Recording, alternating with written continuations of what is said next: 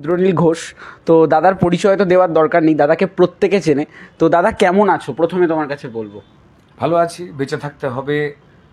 সময় ভালো আসবে, খারাপ আসবে, বেশ কিছু খবরে মন খারাপ হবে, আবার বেশ কিছু খবরে মন ভালো হবে। পজিটিভভাবে এগিয়ে যেতে হবে। সমস্যা লাইফের একটা পার্ট, লাইফ মানে সমস্যা আছেই। তো যারা দুঃখ নিয়ে বিলাস করেন, আমি তাদের মতো নই। আমার খালি মনে হয় যখন কোনো ট্রাভেল চলছে তার মানে দেয়ার ইজ সাম হোপ। অন্ধকার মানে নিশ্চয়ই তারপর আলো রয়েছে, আর এটাই জীবন। তো তাই ভালো আছি। তো দাদা আমরা যেটা প্রথমেই তোমার কাছে প্রশ্ন রাখবো সেটা হচ্ছে, তোমার গত বছর রিলিজ হয়েছিল ময়দান বলে তোমার হিন্দি ছবি, যেটা তোমার বলিউডের ফার্স্ট ছবি ছিল। তো ময়দানটা নিয়ে আমরা যদি ফার্স্টে কথা বলি, ময়দান তোমার সিলেক্ট করার কারণটা কী ছিল এবং মানে সেইটা করার এক্সপিরিয়েন্সটা কীরকম? দেখো, প্রথম কথা হচ্ছে যে একটা হিস্টোরিক্যাল ফিল্ম। রহিম সাব আমাদের দেশ যে কখনো ফুটবলের সোনা পেয়েছিল এই ইতিহাস আমরা জানি না। হ্যাঁ, 1940 থেকে 1950-60-এর মধ্যে ভারতীয় ফুটবল ফেডারেশন, যেটা অফিস ছিল পশ্চিমবঙ্গেই, পশ্চিমবঙ্গ গোয়া এই দুটো রাজ্য খুব ফুটবল খেলতো। তো যাই হোক না কেন, তুখোড় প্লেয়াররা এখানে ছিলেন, চুনি গোস্বামী, পিকে ব্যানার্জি। সেই সময়ের গল্প যে বিদেশিদের বিরুদ্ধে খেলতে গেলে, জিততে গেলে কি করা উচিত সেই নিয়ে প্রচুর আলোচনা হয়, এবং সেখানে একজন কোচকে নিয়ে আসা হয়, সৈয়দ রহিম সাহ। হায়দ্রাবাদ থেকে তিনি আসেন। খেলা অন্ত প্রাণ, কাউকে তেল দেওয়া, কাউকে তোষামত করা, এগুলো তার মধ্যে ছিল না, যেটা অজয় দেবগন করেছিলেন। এবং তিনি হঠাৎ করে এসে দেখলেন যে ভারতীয় ফুটবল টিম যেটা, সেটা পশ্চিমবঙ্গে থাকবার জন্য যারা এই ফুটবল ফেডারেশনের কর্তা ব্যক্তি, যাদের অধিকাংশই বাঙালি, তারা বাঙালি প্লেয়ারকে ভরে দিচ্ছে। রহিম সাহেব এটারই আপত্তি করেন, বললেন যে এটা তো বাংলার ফুটবল টিম নয়, এটা ভারতের ফুটবল টিম। তাই সারা ভারত থেকে প্লেয়ার আমাদের আনতে হবে, যে যোগ্য সেই খেলবে। এইটা নিয়ে যারা, একটা গান আছে না, সব খেলার সেরা বাঙালি তুমি ফুটবল। তো বাঙালি যেহেতু গল্প করতে ভালোবাসে, আড্ডা মারতে ভালোবাসে, বই পড়তে ভালোবাসে, ঠিক তেমনই সঙ্গীত চর্চা করতে ভালোবাসে, সংস্কৃতি চর্চা, ঠিক তেমনই ফুটবলটাও বাঙালি দারুণ ভালোবাসতো। মোহনবাগান, ইস্ট বেঙ্গল, তর্কাতর্কি আজও রয়েছে, আমরা জানি। তো সেই বাঙালি ফুঁসে উঠে বলল যে ফুটবল আমাদের রক্তে, আর ও হায়দ্রাবাদ থেকে এসে আমাদের খেলা শেখাবে। আসলে ও বাঙালিদের বাদ দিয়ে হায়দ্রাবাদের ফুটবলারদের টিমে ঢোকাতে চায়, তাই পলিটিক্স করছে বলে অত্যন্ত যোগ্য রহিম সাহেবকে তারা বার করবার চেষ্টা করে। এই ক্ষেত্রে দুজন খুব লড়াই করে রহিমের এগেনস্টে। ফেডারেশনের সভাপতি শুভঙ্কর, মানে আমার চরিত্র, যারা দেখেছেন তারা জানেন, এবং সেই সময়ের একজন সংবাদপত্রের এডিটর, সম্পাদক, যার ক্ষমতা ওই সময় দারুণ বেশি ছিল, একজন মন্ত্রীর মতো ছিল, তিনি, যেটা গজরাজ রাও করেন, বিখ্যাত অভিনেতা।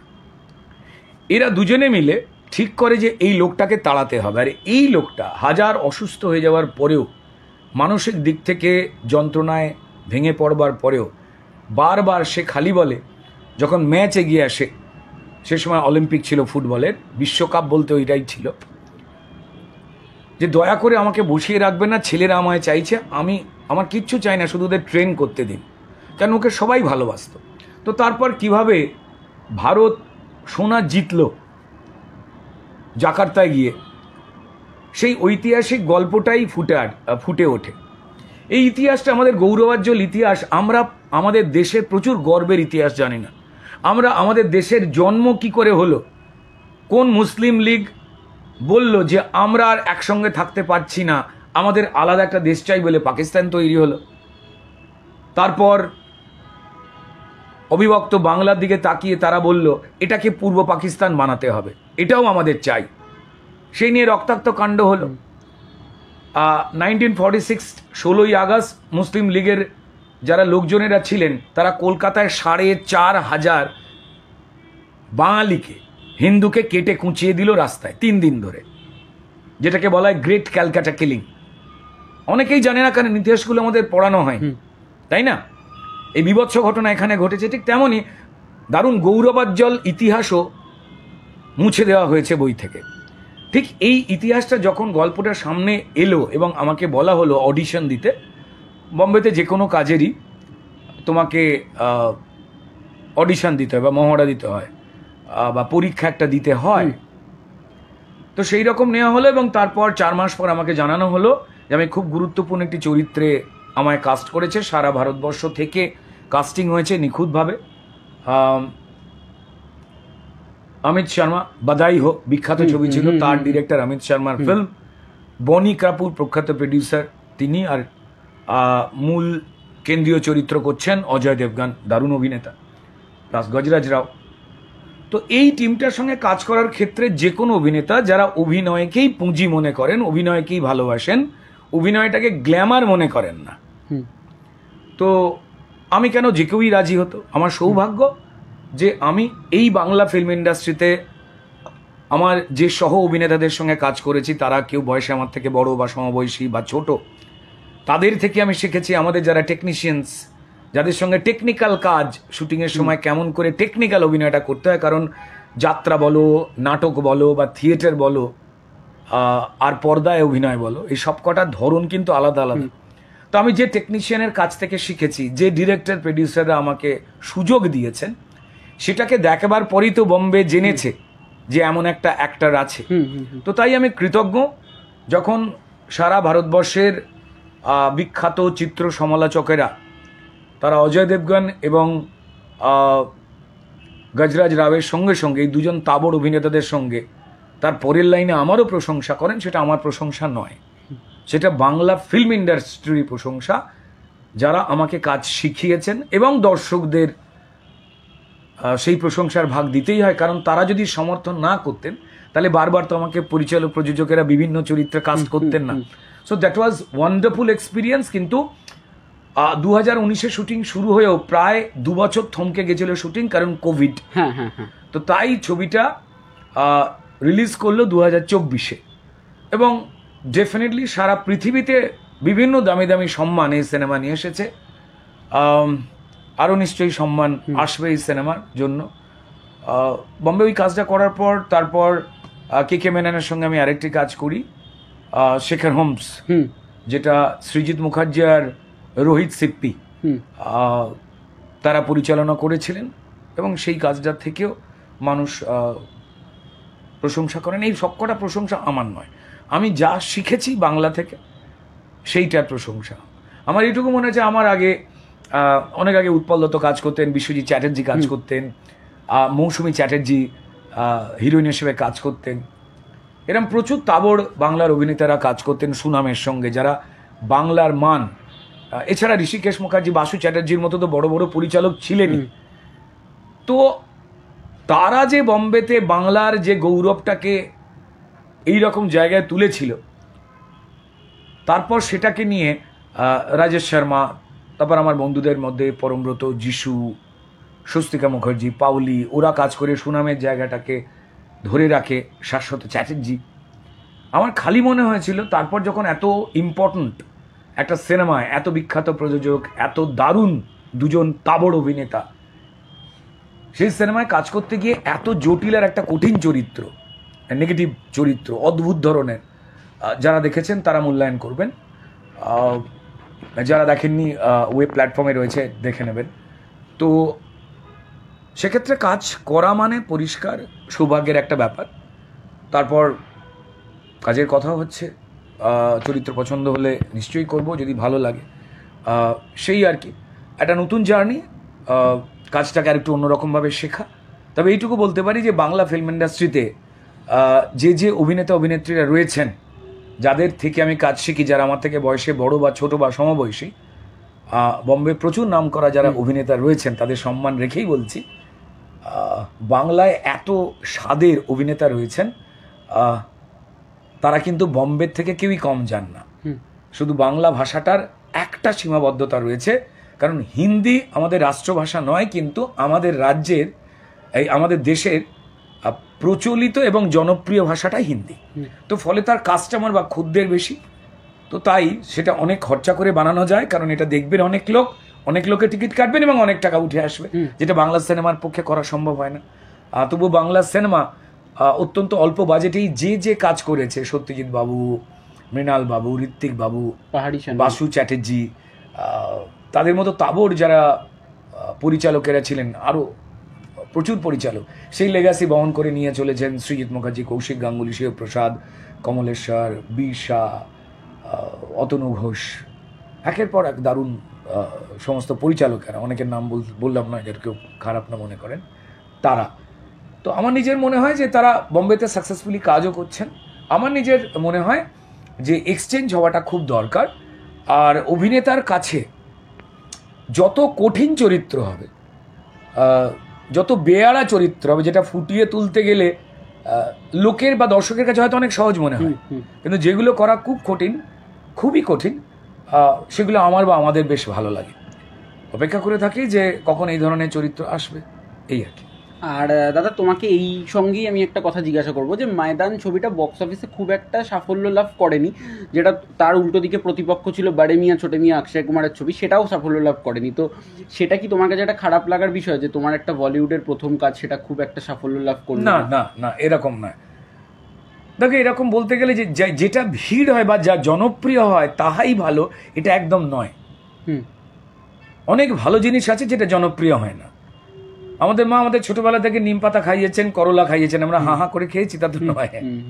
আমরা এমন এমন জিনিস খেয়েছি যেগুলো খেতে ভালো কিন্তু শরীরের জন্য ভালো নয়, বড় হয়ে বুঝতে পারি আমরা আস্তে আস্তে। মদের দোকানে প্রচুর ভিড় হয় কিন্তু দুধের দোকানে তত লাইন পড়ে না। এই যখন কোভিড এলো তখন কয়েকদিনের যখন মদের দোকান যখন খোলা ছিল, এমন লাইন পড়েছে মনে হচ্ছে কেউ 1 বছর খায়নি খাবার দেওয়ার লাইন, তাই না? দুধের দোকানে কোনোদিন তত ভিড় হয়েছে ওই সময় না। তো জনপ্রিয়তা কখনোই কোয়ালিটির কথা বলে না। অনেক সময় অনেক ভালো জিনিসও জনপ্রিয় হয়, কিন্তু যাহাই জনপ্রিয় তাহাই ভালো এটা নয়। তো তাই এই ধরনের সিনেমা, সেই সিনেমা কতগুলো লোক দেখলেন, যেমন এই মুহূর্তে ধরো সৃজিতের সত্যি বলে সত্যি কিছু নেই, যেখানে একটা খুব ইন্টারেস্টিং চরিত্রে আমার অভিনয় করার কথা ছিল, কিন্তু কোনো একটি ব্যস্ততার জন্য আমি করতে পারিনি। এবং আমার জায়গায় যিনি অভিনয় করেছেন, আমি নাম বলছি না, বা প্রত্যেকেই ওই সিনেমাতে যারা যারা অভিনয় করেছেন দুর্দান্ত অভিনয় করেছেন। সেই সময় অন্যান্য বেশ কয়েকটা ছবি ব্যবসার খাতিরে সত্যি বলে সত্যি কিছু নিয়ে থেকে কিন্তু অনেক বেশি দেখেছে, কিন্তু সিনেমার মান অনুযায়ী যেটা, তাই না? দেখো, আমি যদি বলি ওঠো গো ভারত লক্ষ্মী বা ধনধান্যে পুষ্পে ভরা, আর তারপর যদি বিড়ি জ্বালাইলে, এবার তুমি বলবে যে বিড়ি জ্বালাইলে ভালো, কেন ওটা অনেক লোক শুনেছে, তা তো নয়, তাই না? তাই কখনো পর্যন্ত জনপ্রিয়তা দেখে কোনো কিছুরই কোয়ালিটি বা গুণাগুণ বিচার করতে নেই। অনেক সময় অনেক গুণী বস্তুও জনপ্রিয় হয়, আবার অনেক সময় অনেক সাধারণ বস্তুও জনপ্রিয় হয়ে যায়। অনেক সময় অনেক দারুণ ভালো জিনিস জনপ্রিয় হয় না। যে পথের পাঁচালী নিয়ে আমরা গর্ব করি, সেই পথের পাঁচালী প্রথমে কিন্তু এত লোক দেখেইনি, দেখতেই যায়নি। পরে যখন পুরস্কার পেল, বিদেশ থেকে ঘুরে এলো, তার জয় জয়কার হতে শুরু করলো সত্যজিৎ বাবুর, তারপর লোকজন দেখতে গেলেন, আজও দেখে, এখন লোকে মানে খুঁজে পায়।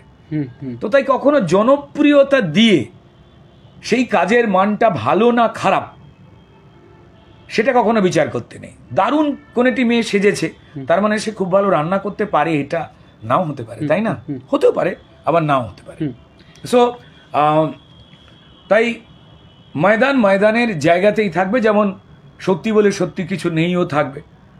কৌশিক গাঙ্গুলি একটা সিনেমা বানিয়েছিলেন ছোটদের ছবি বলে, এটা ব্রিলিয়ান্ট সিনেমা, দারুণ সিনেমা। সুভাষিস মুখোপাধ্যায়কে নিয়ে সুমন মুখার্জি লালদা বানিয়েছিলেন হারবার্ট, এখনো পর্যন্ত থেকে যাওয়া ছবি। আমার করা একটা সিনেমা চ্যাপলিন, সারা পৃথিবী থেকে পুরস্কার পেয়েছে, আমার দেশে পাইনি, সম্মান পেয়েছে সারা পৃথিবীর দেশে। সেটা দিয়ে না বিচার হয় না, ভালো আলাদা, জনপ্রিয় আলাদা। তাই কখনো পর্যন্ত এইভাবে দেখা উচিত না, যেখানে প্রচুর ভিড় হচ্ছে মানে সেটাই ভালো, এমনটা কিন্তু অনেক ক্ষেত্রেই হয় না, আবার কিছু কিছু ক্ষেত্রে হয়। আচ্ছা, তোমার কাছে পরবর্তী যে আমি প্রশ্নটা রাখবো, যে তোমার কেরিয়ারে প্রচুর ছবি আছে, তুমি একটা কমেডি ছবি করেছো, আবার বিবাহ অভিযান বা বিবাহ অভিযান লাভ এক্সপেক্টস, আবার তুমি একটা সিরিয়াস ছবিও করেছো, একটা তুমি জম্বিস্তান বা এরকম টাইপের ছবি করেছো, আবার একটা ভিংচিদা করেছো, যেটা তোমার ভিঞ্চিদা খুবই পপুলার। এবার তোমার এই মানে তুমি যে সিলেক্ট করো স্ক্রিপ্ট, এটার প্রসেসটা কি, মানে তুমি কি দেখে স্ক্রিপ্ট সিলেক্ট করো? আমি সিলেক্ট করি এইভাবে যে চরিত্রটা আমাকে বলা হচ্ছে সেই চরিত্রটা এর আগে যারা আমার অভিনেতা বন্ধুবান্ধব রয়েছেন তারা করেননি বা এই ধরনের চরিত্র লেখা হয়নি। যদি কেউ করে ফেলে এই ধরনের চরিত্র, দেখো অভিনেতা তো অনেক রকমের হয়, যে কোনো জিনিসেরই এক একটা করে কোয়ালিটি হয়, সেটা দর্শক বিচার করেন, পরিচালক বিচার করেন, আমি বা আমরা বিচার করার কেউ নই, আমরা কি কেমন কাজ করছি। তাই যখন একটা চরিত্র কোনো একজন ভালো অভিনেতা, আবার বললাম তিনি জনপ্রিয় হতে পারেন আবার নাও হতে পারেন, ভালো অভিনেতা মানে তিনি জনপ্রিয় হবেনই একদম নয়। কাউকে দেখলে হলে লাখ লাখ সিটি পড়ছে তার মানে তিনি দারুণ অভিনেতা এমনটা নাও হতে পারে, আবার হতেও পারে। তো তাই সেগুলোকে দিয়ে বিচার করা নয়, ভালো অভিনেতা তিনি বিখ্যাত হন বা বিখ্যাত নাই হন, তিনি যে চরিত্রটা করেননি বা তার জন্য লেখা হয়নি বা ওই চরিত্র অন্য কেউ করেননি, নতুন করে লেখা হলে এই চরিত্রটা, বা কেউ করেছেন কিন্তু দেখে আমার মনে হলো যে ফুটিয়ে তুলতে পারিনি, এটাকে ফুটিয়ে তুললে মানুষ মানে দর্শক খুব আনন্দ পেতেন এবং পরিচালকও সৃষ্টি করে খুশি হতেন। তো সেই ধরনের চরিত্রগুলো যেগুলো হয় আস্থা করে ফেলে দেওয়া চরিত্র, আর নয় যেগুলো খুব কঠিন, কেউ করতে চায় না বা যে চরিত্রের দিকে জেনারেলি কেউ ফিরে তাকায় না। যেমন ধরো তোমার একটা কথা বলি, ধরো কোনো একটা চরিত্র সে স্যুটেড বুটেড সানগ্লাস পরে ব্যাক ব্রাশ চুল লাল গাড়ি থেকে নামলো, তিনি দারুণ অভিনয় করুন, মোটামুটি অভিনয় করুন বা অভিনয় করতে নাই পারুন, সবাই কিন্তু তাকে দেখে সিটি দেবে, হাততালি দেবে, তার জন্য নয়, ওই গাড়িটার জন্য, ওই পোশাকটার জন্য, ওই সানগ্লাসটার জন্য তাকে দারুণ লাগছে বলে, তাই তো? তো এই ক্ষেত্রে তার চরিত্র যেমনই হোক না কেন, সে আগে থেকে একটা হাততালি পেয়ে গেল, সে একটা ঘুষি মারলো, 10 জন উড়ে পড়ে গেল, হলে হাততালি হলো। এটা এক এক ধরনের সিনেমা, এক এক ধরনের চরিত্র। সে কি ঘুষি মেরে সত্যি 10 জনকে ফেলতে পারেন ওই অভিনেতা? আমরা কি কেউ পারি? তা তো নয়। আমরা হাতটা এরকম করি, তারপর ক্যামেরা বিভিন্ন অ্যাঙ্গেল থেকে শট নেওয়া হয় এবং ফাইট মাস্টার কোরিওগ্রাফ করে। আমার ঘুষিতে সে ছিটকে পড়ে না, যে পড়ে সে ছিটকে পড়ার জন্যই স্পেশাল ফাইটার, ঠিক আছে? তারা দারুণ কাজ করেন বলেই একজন হিরো জ্যান্ত হয়ে ওঠে, যে সুপার পাওয়ার হিরো হয়। সো যাই হোক না কেন, যখন এই ধরনের চরিত্রগুলো আগে থেকেই আমি কাউকে, আমার চোখা চোখা ডায়ালগ, আমি কমেন্ট করছি, 4টে লোক শুয়ে পড়ছে, আমার পোশাক দেখে লোকে আহ্লাদিত করছে, এই ধরনের চরিত্রে আমি ভালো অভিনয় করি বা মোটামুটি করি, তাতেও কিন্তু আমি একটা হাততালি পেয়ে বেরিয়ে যাব। কিন্তু যে চরিত্রগুলোর দিকে আমাদের জেনারেলি ফিরে কেউ তাকায় না, যেগুলো সাধারণ চরিত্র, যেগুলোর মধ্যে সানগ্লাস নেই, ঘুষি মেরে লোক ফেলে দেওয়া নেই, সাধারণ জামা কাপড়, সাধারণ কথাবার্তা, যেগুলো আমাদের নজর যায় না চট করে, তারপরেও সেই অভিনেতা যখন সেটাকে জ্যান্ত করে তুলছেন এমনভাবে যে সব দর্শকের নজর তার দিকে যেতে বাধ্য হলো, আমার সেই চরিত্রটাকে খুব ইন্টারেস্টিং লাগে। যেমন ঋত্বিক করেছিল হচ্ছে শব্দ, একই সময় আমার চ্যাপলিন আর ঋত্বিকের শব্দ একই সময়। তো বা আমার বাকি অন্যান্য বন্ধুরাও যারা যারা এই কাজগুলো করে, যেমন যিশুর এক যে ছিল রাজার চরিত্রে সিনেমাটাতে, সৃজিতের সিনেমায়, তার ওই সারা গায়ে বসন্তের দাগ হয়েছে, ওটা তাকে তো গ্ল্যামারাস নয়, তার গায়ে সারা শরীরে ঘা, বসন্তের দাগ। এইটার পরে যখন তার অভিনয় প্রশংসা পায়, প্রায় নির্বস্ত্র হয়ে সারা সিনেমাতে বরফের মধ্যে দিয়ে, মরুভূমির মধ্যে দিয়ে ঘুরে বেড়াচ্ছে, এই অভিনয় করা অত্যন্ত শক্ত। তখন যিশুর অন্যান্য চরিত্র যেগুলো জনপ্রিয়, তার থেকে অনেক বেশি আমার একজন অভিনেতা হিসেবে তার করা কাজকে আমি কেন, অনেকেই সেটাকে অনেক বেশি করে সম্মান দেন। এটা ডিপেন্ড করে, দর্শকের উপরে ডিপেন্ড করে কে কী দেখতে পছন্দ করেন। দর্শক দু ধরনের সিনেমা দেখতে পছন্দ করেন, এক যেগুলোর মধ্যে, গল্পের মধ্যে যুক্তি কম, ভাবনা কম, শুধু আনন্দ হাততালি, এটাও এক ধরনের সিনেমা হয় যেটা খুব প্রয়োজনীয়, যেটাকে মেইনস্ট্রিম কমার্শিয়াল ফিল্ম বলে। সেখানে যখন আমরা অভিনয় করি, অভিনয়ের ধরন আলাদা, ডায়লগ বলার ধরন আলাদা, পোশাকের ধরন আলাদা হয়, কারণ আমাকে একটা অংশের দর্শককে আমায় তৃপ্ত করতে হবে, তাই না? ইনক্লাব একদম। আবার আরবান কমার্শিয়াল ফিল্ম রয়েছে, সোকল্ড আর্ট ফিল্ম বলে কথাটা তো এখন আর খুব একটা দেখতে পাওয়া যায় না এই ধরনের সিনেমা। শহুরে আধুনিক মানুষ, সে কিন্তু এখন গ্রামেও রয়েছেন, গ্রামেও থাকেন। আমি শহুরে চেতনা বা আধুনিক দর্শক যারা রয়েছেন তারা আবার একটু সিরিয়াস সত্যি বিষয়ক বাস্তব নির্ভর গল্প দেখা পছন্দ করেন, তাদের জন্য এক ধরনের সিনেমা হয়। যেরকম সন্তান, যেমন বিবাহ অভিযান, এটা অনেক বেশি মাস বা গ্রাম শহর মেলানো সবার জন্য ছবি। আমি যখন বিবাহ অভিযান লিখেছিলাম 2016, আবার একই সঙ্গে ভিঞ্চিতেও আমি লিখেছিলাম 2016। ঠিক আছে, দুটো দু ধরনের সিনেমা। এবার দুটো দু কারণেই জনপ্রিয় হয়েছে, আর সবসময় জনপ্রিয় হতেই হবে এমনটা নয়। তো যাই হোক হয়েছে। তো এই দুটোকে নিয়ে চলতে দুটোরই দর্শক আলাদা আলাদা রয়েছে, সেই দুই দর্শককেই সম্মান করতে হবে। এই দু ধরনের সিনেমায় যারাই কাজ করেন, পরিচালক, অভিনেতা, অভিনেত্রী, প্রযোজক, হয়তো একজনের সঙ্গে একজনের মিল নেই, কেউ শুধুমাত্রই মেন স্ট্রিম কমার্শিয়াল সিনেমাতেই অভিনয় করতে ভালোবাসেন, সেটা তাদের ব্যক্তিগত পছন্দ। আবার কেউ আরবান বা সিরিয়াস ফিল্মে সিরিয়াস অভিনয় বা পরিচালনা করতে ভালোবাসেন, সেটা তাদের পছন্দ। কিন্তু দুটোই আমাদের সমাজে আমাদের যে দর্শক, তাদের মনের রসনাকে আমাদের পূর্ণ করতে হবে, এটা আমাদের কাজ বা ডিউটি। কারণ আমরা সিনেমা কর্মী, দর্শক রয়েছেন বলেই আমাদের জীবিকা বেঁচে রয়েছে। ওপরে ঈশ্বর আর মাটিতে আমাদের ঈশ্বর হচ্ছেন আমাদের দর্শক।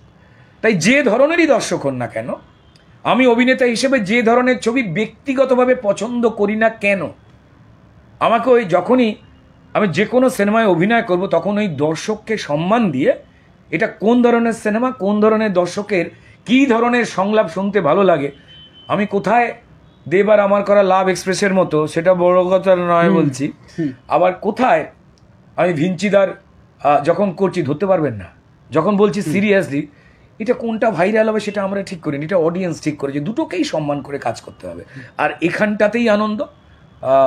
তাই দুই সিনেমার যারা দর্শক, যাদের জন্য আমরা বেঁচে আছি, এই টলিউড ইন্ডাস্ট্রি বেঁচে আছে, তাদের শতকোটি প্রণাম। একদম। তোমার পরবর্তী যে প্রশ্নটা রাখবো, তোমার পরপর এখন দুটো কাজের খবর আমরা পেয়েছি, যেটা আবার হাওয়া বদল রয়েছে এসকের থেকে, আর একটা জিতু কামাল এবং শুভস্মৃতির সঙ্গে একটা তোমার প্রজেক্ট রয়েছে। তো এই দুটো কাজের অফারটা মানে তুমি নিলে কি করবে? মানে আবার হাওয়া বদল তো একটা সিকুয়েল, তো যেটা খুব জনপ্রিয় হয়েছিল হাওয়া বদল, সেই দুটো কাজের একটু বলো। মানে একটু আমরা তোমার আবার হাওয়া বদলটাতে একটু জানি, বাট ওই কাজটা একদমই জানি না। দেখো, হাওয়া বদল, আবার হাওয়া বদলের পর আবার হাওয়া বদল ঠিক 12 বছর পরে হচ্ছে, এক্স্যাক্টলি। এবং গল্পটাকে লেখাই ঠিক 12 বছর পর দু বন্ধুর আবার দেখা। তারপর কি হয়?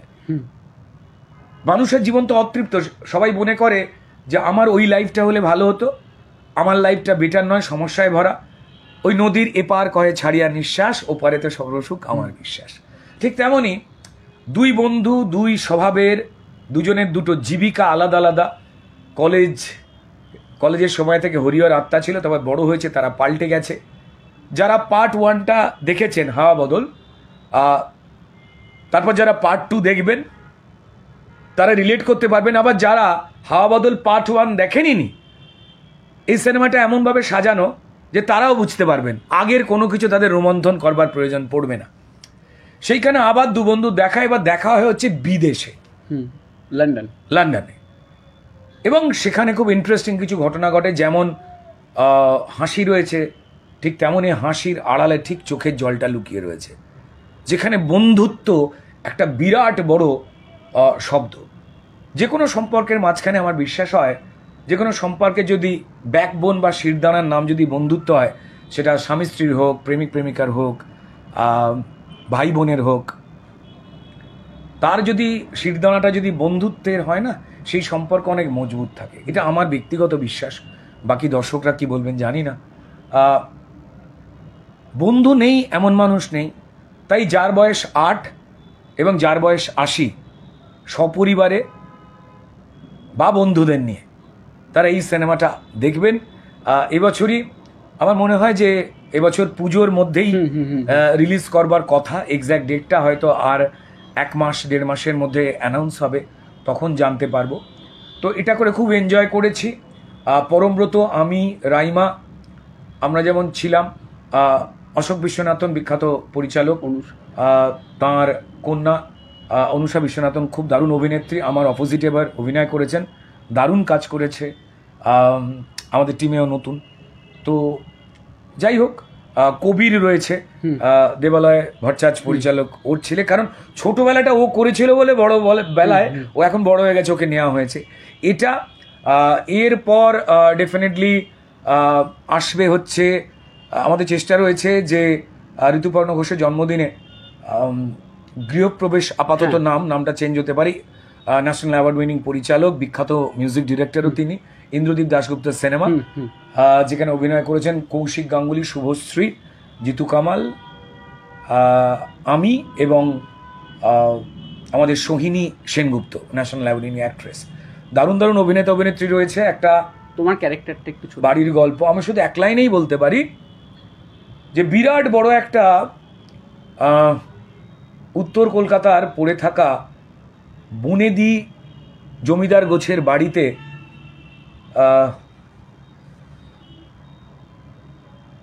মামার কাছে মানুষ হওয়া এক ভাগনা,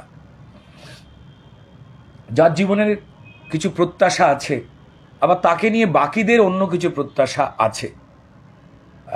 বাকি গল্পটা বলবো না, আমি বলবো যে এই গল্পটা ধাক্কা মারবে মানুষের হৃদয় প্রথম থেকে শেষ অবধি দেখলে, এটা বলবো। তার সঙ্গে সঙ্গে আর একটা সিনেমা আমার আসবে, the academy of fine arts, Satyajit Ray film and television ইনস্টিটিউটের ছাত্র জয়ব্রতর পরিচালনায় এবং total Satyajit Ray film and television ইনস্টিটিউটের প্রচুর গুণীজনের সাহায্যে নির্মিত হওয়া সিনেমা।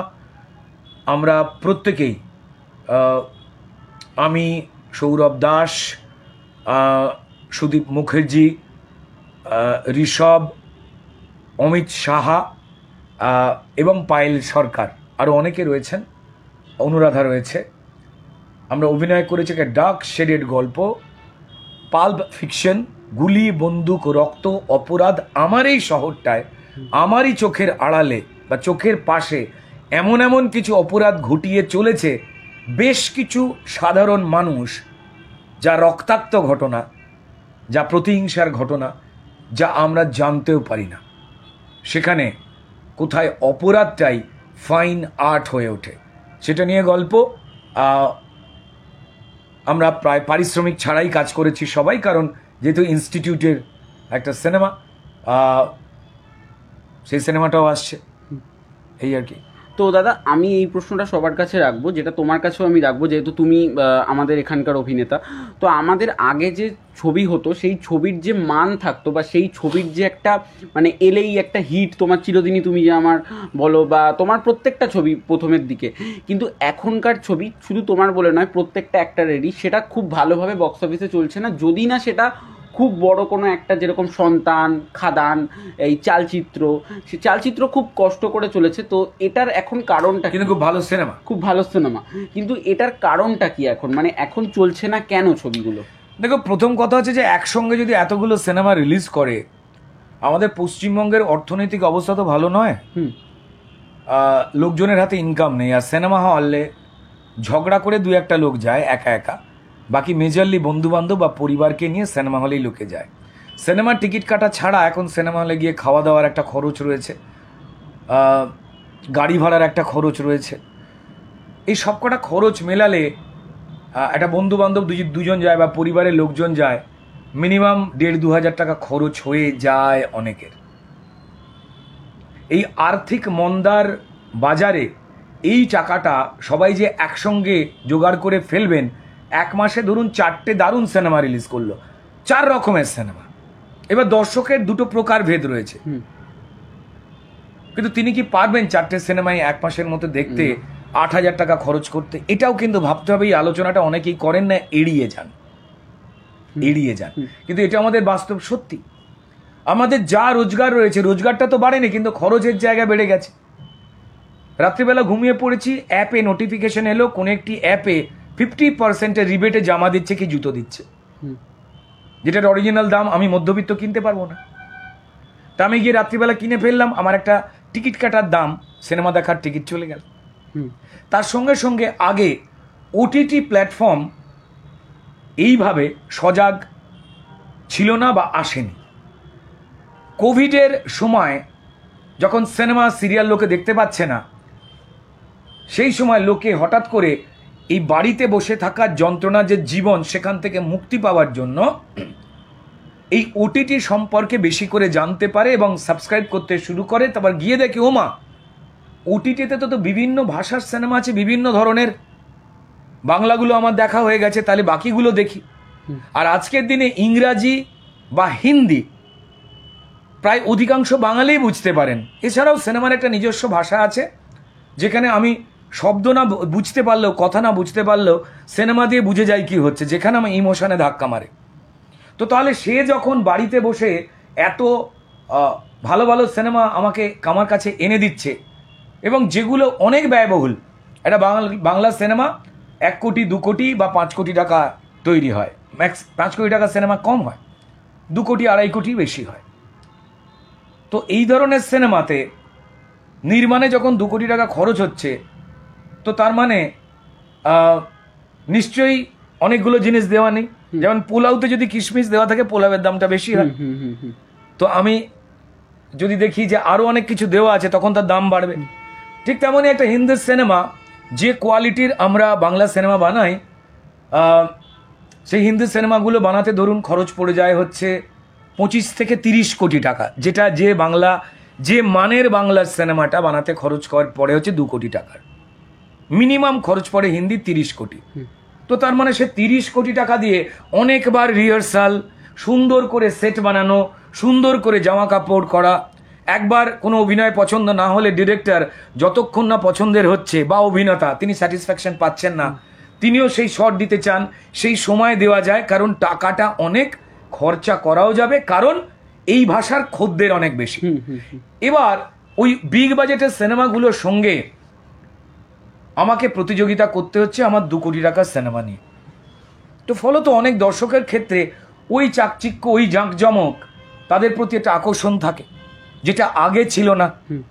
ওয়েবটা মানুষ জেনে গেছে, ফলত এই সিনেমাগুলোর প্রতি মনোযোগ দিয়ে ফেলছে, তাই একটুখানি আকর্ষণ কমেছে, তাই না? বিকল্প যদি যখনই বেরিয়ে যাবে, তখনই কিন্তু মূল যেটা ছিল সেখান থেকে ভাগ হয়ে কিছু মানুষ সেদিকে চলে যাবেন। আর যদি, কারণ মানুষ দেখছে যে আমি পরিষ্কার সিনেমা হলে গিয়ে পরিষ্কার 100 টাকা দিয়ে একটা বাংলা সিনেমা দেখছি, আর 130 টাকা দিয়ে একটা হিন্দি সিনেমা দেখছি, যেটার বাজেট নাকি 100 কোটি টাকা, আমি ওটাই দেখবো। তো এই কারণটাও রয়েছে। কিন্তু তারপরেও বলছি যে বহুরূপীর মতো সিনেমা, খাদান, সন্তান, এগুলো তো প্রশংসা নিয়ে এসেছে। কৌশিক গাঙ্গুলির কত ছবি অযোগ্য রয়েছে। এবার আগের মতো লাগাতার হিট না, কোনটা হবে আর হবে না এটা কেউ বলতে পারে না। আবার বলছি, হিটের সঙ্গে সিনেমা খুব ভালো না মন্দ না মোটামুটি তার কোনো সম্পর্ক নেই। হিট কেন হয় তা ঈশ্বরও বোধহয় বলতে পারেন না স্বয়ং। তো যাই হোক না কেন, অপশান বেঁচে থাকবার বেরিয়ে গেছে। প্রচুর ক্যাফে দোকান বেরিয়ে গেছে, ছেলেমেয়েরা সিনেমা না দেখে সেখানেই আড্ডা মারছে, সেখানেই চ্যাট করছে, কথাবার্তা বলছে। তো তাহলে ব্যস্ত হবার সিনেমা হল ছাড়াও তো আরও ওয়েব সিরিজ, রেস্টুরেন্ট, পাব, বার, বন্ধু বান্ধবের বাড়িতে হাউস পার্টি, যেগুলো আগে এত ছিল না, তাহলে সেই যখন উপাদানগুলো বেরিয়ে গেছে, এগুলো তো মনোরঞ্জনের মাধ্যম, তাই সিনেমার ওপরে চাপ পড়ছে, বাংলা সিনেমার ওপরে চাপ পড়ছে। কিন্তু তারপরেও হিট রোজ হয় না। আমি যদি তোমায় জিজ্ঞেস করি হিন্দি হিট সিনেমার নাম বলো, এক্ষুনি তুমি বলতে পারবে না। তাহলে কি হিন্দিতে হিট সিনেমা হচ্ছে না? হচ্ছে, কিন্তু এই এত ঘন ঘন ফ্রিকোয়েন্সিতে হয় না। কিন্তু যেহেতু বাঙালি শিল্প নিয়ে বেশি আলোচনা করতে ভালোবাসে, তাই সে রোজ পোলাও খাওয়ার মতো করে এই হিট নেই কেন, হিট নেই কেন, আরে আছে। এই তো আমি উদাহরণ দিয়ে বললাম, বহুরূপী সিনেমা এখনো চলে যাচ্ছে হলে, আর হাউসফুল হয়েছে আজকে। তো তাহলে কি ব্যাপার? শুরু হয়েছে কবে? পুজোর সময়। তো তাহলে কতগুলো মাস কেটে গেছে, এখনো চলছে। আমি আর কি এক্সাম্পল দেব? তো যাই হোক না কেন, সবসময় হিট হয় না, কিছু কিছু সিনেমা হিট হয়, নাগাড়ে হিট হয় না। দর্শকের ব্যাপারও আছে, নাগাড়ে হিট করার না, ঠিক আছে? তো যাই হোক, বহুরূপী রয়েছে, ওদিকে খাদান শুনেছি তার অনেক বিক্রি টিক্রি হচ্ছে, সেটা প্রশংসা নিয়ে এসেছে। আবার সন্তান যারা দেখেছেন তারা ইমোশনালি কেঁদে ফেলছেন। আবার চালচিত্র প্রতিম ডি গুপ্তের, সেটাও যারা দেখেছেন তারা বলছেন দারুণ থ্রিলার। তো যাই হোক, বাকি যা যা সিনেমাগুলোই হচ্ছে, যেমন এই অমর সঙ্গীত সিনেমাটা আমি শুনলাম যে এটাও নাকি অনেকের ভালো লেগেছে, আমার দেখা হয়নি। বিক্রম সোহিনীর তো দেখা হয়নি, দেখার চেষ্টা করব। তো এটা চলছে, এমনটা নয় যে ভেঙে পড়ছে, মরে যাচ্ছি, এমন নয়। হিন্দি সিনেমাতে যেমন হিট হয় বাংলাতেও ঠিক তেমন সময় অন্তরই হিট হয়। আবার বলছি, যাহা হিট তাহাই ভালো, এমনটা নয়। তো দাদা তোমার কাছে একদম মানে রাত্রির হয়ে গেছে, তাই একটু শর্ট করে একটা অ্যান্সার তোমার কাছে জানতে চাইবো, যেটা আমরা এখন শুনতে পাচ্ছি যে বেশ কিছুদিন আগে ডিরেক্টর্স গিল্ডের সঙ্গে একটা ঝামেলা হয়েছিল, যেটা আমরা কালকে থেকেই আবার শুনছি যে শুটিং বন্ধ হয়ে গেছে, যেটা নিয়ে আজকে সকালবেলা পরমব্রত চট্টোপাধ্যায়, অনির্বাণ ভট্টাচার্য, অনেক অভিনেতারা কথা বলেছেন, ডিরেক্টররা কথা বলেছেন। তো তুমি এটা নিয়ে যদি একটুখানি অল্প সময়ের মধ্যে কিছু বলো। দেখো, এই সমস্যাটা বেসিক্যালি যেটা ওপর থেকে দেখতে পাওয়া যাচ্ছে যে টেকনিশিয়ান ভার্সেস পরিচালকদের লড়াই, এটা বাইরে থেকে শোনা যাচ্ছে, কিন্তু 25 বছর কাজ করবার অভিজ্ঞতা নিয়ে বলছি যে পরিচালকরা আমাদের সবার মাথার উপরে। একজন পরিচালককে একজন ব্যবসায়ী মানুষ, যার একটু ঈশ্বর তাকে একটু অর্থ দিয়েছেন, তাকে কনভিন্স করে সিনেমা করবার জন্য প্রযোজক বানিয়ে নিয়ে আসতে হয়। তিনি ওই পরিচালকের কথায় বিশ্বাস করে সিনেমা বানাতে আসেন বলেই কিন্তু যারা টেকনিশিয়ান ভাই এবং যারা আমরা অভিনেতা অভিনেত্রী, আমাদের পেট চলে। কারণ আমাদের দুপক্ষেরই রোজগারটা কিন্তু প্রায় ডেলি বা দৈনিক। তো যদি পরিচালক যদি প্রযোজককে কনভিন্স করে না আনতেন, তো তাহলে কি এই টেকনিশিয়ান ভাই বা এই আর্টিস্ট কারুর পেট চলতো না। আমাদের ইন্ডাস্ট্রিকে পরিচালনা করবার ক্ষেত্রে কিছু লোকজন রয়েছেন যারা ইন্ডাস্ট্রির ভাত খান না, মানে ইন্ডাস্ট্রি থেকে রোজগার করেন না, কিন্তু ইন্ডাস্ট্রিকে কন্ট্রোল করবার কিছু কিছু চেয়ারে বসে আছেন, যারা একদিন শুটিং হওয়ার যন্ত্রণা বা কষ্ট বুঝতে পারেন না, কিন্তু খুব অদ্ভুতভাবে তারাই চেয়ারগুলোতে বসে রয়েছেন। এবং তারা এমন এমন কিছু নিয়ম নীতি চাপিয়ে দেন, যার জন্য Bombay, south Indian film industry থেকেও আমাদের এখানে শুটিং হওয়া প্রায় কমেই গেছে, আসতেই চায় না, এমন কড়া নিয়ম নীতি। এই নিতে হবে, এই করতে হবে, এত সময়। যেখানে পশ্চিমবঙ্গে শিল্প নেই, বাণিজ্য নেই, শিল্প উঠে অন্য রাজ্যে চলে যাচ্ছে, 39টা শিল্প অন্য রাজ্যে চলে গেছে, লাস্ট বড় কোম্পানি ব্রিটানিয়া সেও উঠে গেল। আমাদের রাজ্যে বড় বড় কোম্পানি নেই, চাকরির জায়গাও নেই। তো সেখানে সিনেমা বানাতে একটা 1 কোটি টাকার লোককে নিয়ে আসতেই হিমশিম খেতে হয় পরিচালককে। তারপর তার মাথায় যদি এতটা যদি প্রেশার চাপিয়ে দেওয়া হয়, তো তাহলে এই প্রযোজক কি কেউ শুটিং করতে পারবেন? তিনি তো চলে যাবেন। ভাই, এত হ্যাপা জেনে আমার কি দরকার? যদি লস হয়, লোকে তো পরিচালকের গলা চেপে ধরবেন। আর এই পরিচালকের জন্যই কিন্তু টেকনিশিয়ান এবং আর্টিস্ট যারা প্রত্যহ ডেলি রোজগার করে। তাই কোনো টেকনিশিয়ান বা কেউ, বিশেষ করে টেকনিশিয়ানরা যারা দিন আনি দিন খাই অভিনেতাদের মতোই, তারা কেউই একদিন কেন এক মুহূর্ত শুটিং বন্ধের পক্ষে নয়, তারা শুটিং বন্ধের বরং বিপক্ষে। কিন্তু বাইরে একটা খবর আসে যে টেকনিশিয়ানরা নাকি মনোমালিন্য করেছে। আমার নিজের মনে হয় যে টেকনিশিয়ান, অভিনেতা, আমাদের সঙ্গে আমাদের যারা সর্বোচ্চ সম্মানের পরিচালক এবং প্রযোজক, তাদের যে কোনো বিষয়ে কথা কাটাকাটি, মন কষাকষি হয়, কিন্তু তারা যেহেতু সম্মানের সর্বোচ্চ উঁচু চেয়ারে বসে আছেন, তাই আমরা মাথা নিচু করে মেনে নিই। তারপর সে কাঁধে হাত দিয়ে বলে, তুই কি আমার কথায় কষ্ট পেয়েছিস? দেখ, আমি এই কারণে বলেছি, আমি 25 বছরের অভিজ্ঞতায় এই 5-6 বছর ধরে যা হচ্ছে তেমনটা দেখিনি। এখানে গন্ডগোলটা হচ্ছে যাদের, আমাদের রাজ্যের মুখ্যমন্ত্রী এবং সংস্কৃতি মন্ত্রী সম্মানীয় মমতা বন্দ্যোপাধ্যায়, যাদের উপরে এই টলিউড ইন্ডাস্ট্রিকে চালাবার দায়িত্ব দিয়েছেন, তাদেরই নির্দেশে এই ঘটনাগুলো ঘটছে বলে সবাই জানে। কিন্তু দুর্ভাগ্যের কথা, এই ধরনের ঘটনা জুলাই মাসে ঘটবার পর সম্মানীয় মুখ্যমন্ত্রী বলেছিলেন যে কোনো শর্তে আর কোনো শুটিং বন্ধ হবে না। কিন্তু তারপরেও 3 জন পরিচালক, কৌশিক গাঙ্গুলি মানে বিখ্যাত পরিচালক, মানে বাংলা সিনেমার পরিচয় পরিচিতি যে কয়েকজনের জন্য ভারতে বা বিশ্বে রয়েছে, তার মধ্যে কৌশিক গাঙ্গুলি একজন। তিনি শুটিং করতে পুরো টিম নিয়ে চলে গেলেন, খরচ হয়ে গেল, হোটেল বুক হয়ে গেল, ঘর বাড়ি বুক হয়ে গেল, 15-20 লক্ষ টাকা খরচ হয়ে গেল। তারা তো বুকিংয়ের টাকা ফেরত দেবেন না, তাই না? সেইখানে তাকে টেনে নিয়ে গিয়ে ওখানে গিয়ে জানানো হচ্ছে না, কিছু না ডিসপুট রয়েছে, শুটিং করা যাবে না। এ তো পুরোপুরি ব্ল্যাকমেল বা ক্ষতি করা। যদি ডিসপিউট থাকতো আপনি আগে বলেননি কেন? তাহলে এতগুলো লোককে নিয়ে যেত না। সেই প্রযোজকটা চলেই গেল ভয় পেয়ে ইন্ডাস্ট্রি থেকে।